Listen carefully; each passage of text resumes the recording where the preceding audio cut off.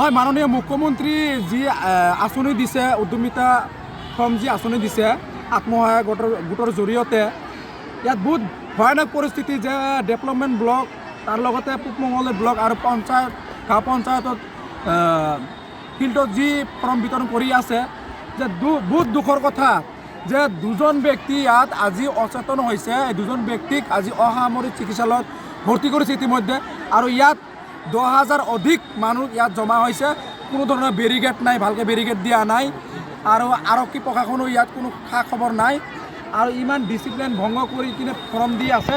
পিছফালৰ পৰা দি আছে, আগফালৰ পৰা দি আছে, কোনো ডিচিপ্লিন নাই। তে আমি এইটোৱে ক'ব আহ্বান জনাইছোঁ যে ইমানখিনি ইয়াত অফিচ থকাৰ জৰিয়তেও কোনো অফিচাৰ কোনো গুৰুত্বপূৰ্ণ পদক্ষেপ দেখা নাই। এতিয়া মাননীয় মুখ্যমন্ত্ৰীক এটা আহ্বান জনাম যে আপোনালোকে যি ফৰ্ম বিতৰণ কৰি আছে, সেই ফৰ্মখিনি আপোনালোকে শৃংখলাবদ্ধ হিচাপে দিলে আমি নিশ্চয় ৰাইজৰ উপকৃত হ'ব। আৰু ইয়াত নুশুনে আছে মানুহবিলাক, ডিচিপ্লিন হিচাপে ফৰ্ম দিলে অতি সোনকালে অন্তত পানী এগিলাছ ব্যৱস্থা কৰিব লাগে। নাই, পানীও দুৰস্থান, ডিচিপ্লিনে কৰিব পৰা নাই ভাই। এগিলাচ পানীও খাব পৰা নাই। ইয়াত কোনো পানীৰ যোগান নাই, কোনো আঁচনি নাই, ইয়াত আপোনাৰ দমকল এটাও নাই। ৰাতিপুৱাৰ পৰা মানুহ যে আহিছে অনাহাৰে আছে, কোনো ধৰণৰ ইয়াত আপোনাৰ এগিলাচ পানী খাব পৰা নাই। পৰিস্থিতি আৰু ভয়ানক হোৱাৰ সম্ভাৱনা আছে নেকি? পৰিস্থিতি যিহেতু ইয়াত আমাৰ সাংবাদিক ভাইসকল অহাৰ পিছত ইমান ভাল লাগিছে, ইয়াত পৰিস্থিতি কণ্ট্ৰল হৈছে।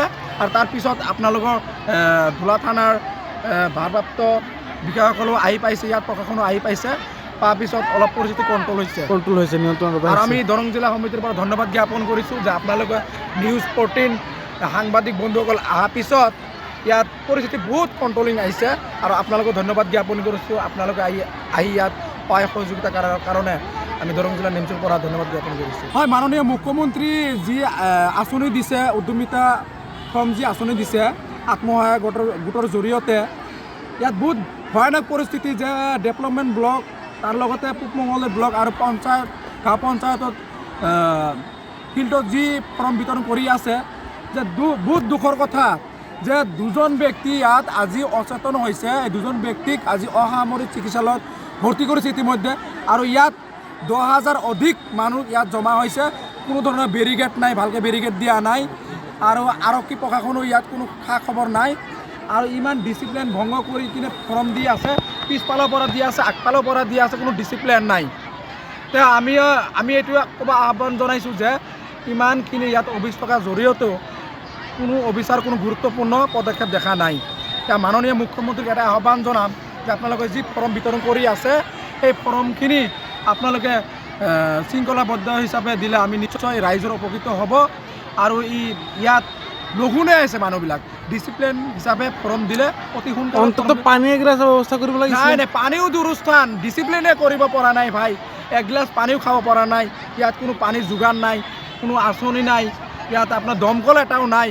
ৰাতিপুৱাৰ পৰা মানুহ যে আহিছে অনাহাৰে আছে, কোনো ধৰণৰ ইয়াত আপোনাৰ এগিলাচ পানী খাব পৰা নাই। পৰিস্থিতি আৰু ভয়ানক হোৱাৰ সম্ভাৱনা আছে নেকি? পৰিস্থিতি যিহেতু ইয়াত আমাৰ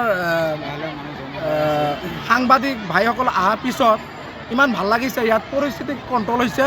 আৰু তাৰপিছত আপোনালোকৰ ধোলা থানাৰ ভাৰপ্ৰাপ্ত বিষয়াসকলেও আহি পাইছে, ইয়াত প্ৰশাসনো আহি পাইছে, তাৰপিছত অলপ পৰিস্থিতি কণ্ট্ৰল হৈছে, নিয়ন্ত্ৰণ। আৰু আমি দৰং জিলা সমিতিৰ পৰা ধন্যবাদ জ্ঞাপন কৰিছোঁ যে আপোনালোকে নিউজ 14 সাংবাদিক বন্ধুসকল অহাৰ পিছত ইয়াত পৰিস্থিতি বহুত কণ্ট্ৰলিং আহিছে, আৰু আপোনালোকক ধন্যবাদ জ্ঞাপন কৰিছোঁ। আপোনালোকে আহি ইয়াত সহায় সহযোগিতা কৰাৰ কাৰণে আমি দৰং জিলা নিউজৰ পৰা ধন্যবাদ জ্ঞাপন কৰিছোঁ।